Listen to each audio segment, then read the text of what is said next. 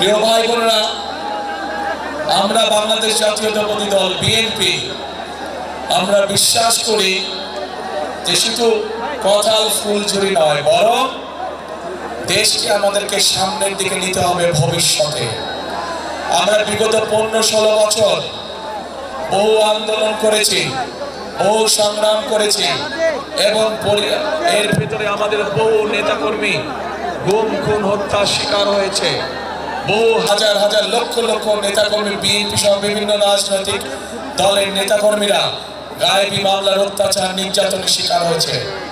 তারপরেও বাংলাদেশের মানুষ 2024 সালে সেই জুলাই আগস্ট মাসে দল মত নির্বিশেষে সকলে রাজপথে নেমে এসে বাংলাদেশের স্বৈরাচারকে এই দেশ থেকে বিদায় করেছিল।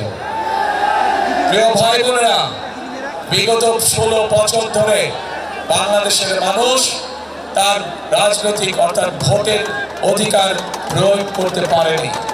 বাংলাদেশের মানুষ বিগত 16 বছর ধরে তার মতামতের ভিত্তিতে তার প্রতিনিধি নির্বাচন করতে পারেনি।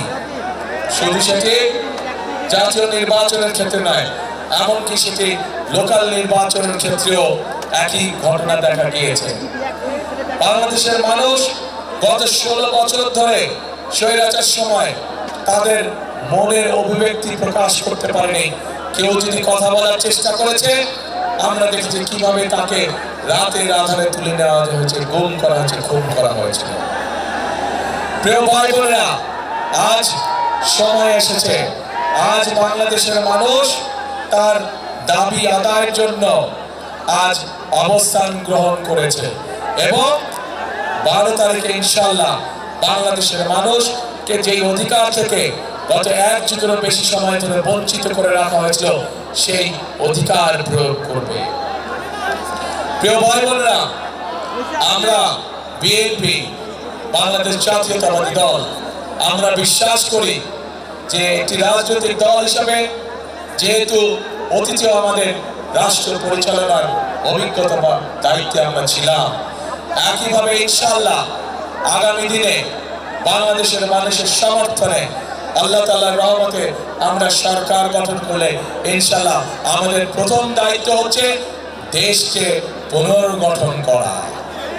কিন্তু প্রিয় ভাই বোনেরা, দেশকে যদি পুনর্গঠন করতে হয় তাহলে দেশের দল মত নির্বিশেষে, শ্রেণী পেশা নির্বিশেষে সকল মানুষকে নিয়ে আমাদের দেশকে পুনর্গঠন করতে হবে। শুধু যে কোনো এক ধরনের মানুষকে নিয়ে দেশ কখনো পুনর্গঠন করা যায় না। হয়তো অন্য কাজ করা যায়, কিন্তু দেশ পুনর্গঠন করা যায় না। প্রিয় ভাই বোনেরা, এই দেশের জনসংখ্যা প্রায় 20 কোটি।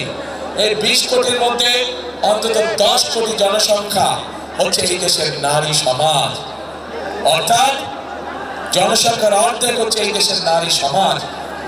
এই নারী সমাজকে যদি আমরা পেছনে রেখে যতই পরিকল্পনা গ্রহণ করি না কেন, যতই বড় বড় কথা আমরা বলি না কেন, কোনোভাবেই সম্ভব নয় দেশকে সামনে নিয়ে যাওয়া, কোনোভাবেই সম্ভব নয় দেশকে পুনর্গঠন করা।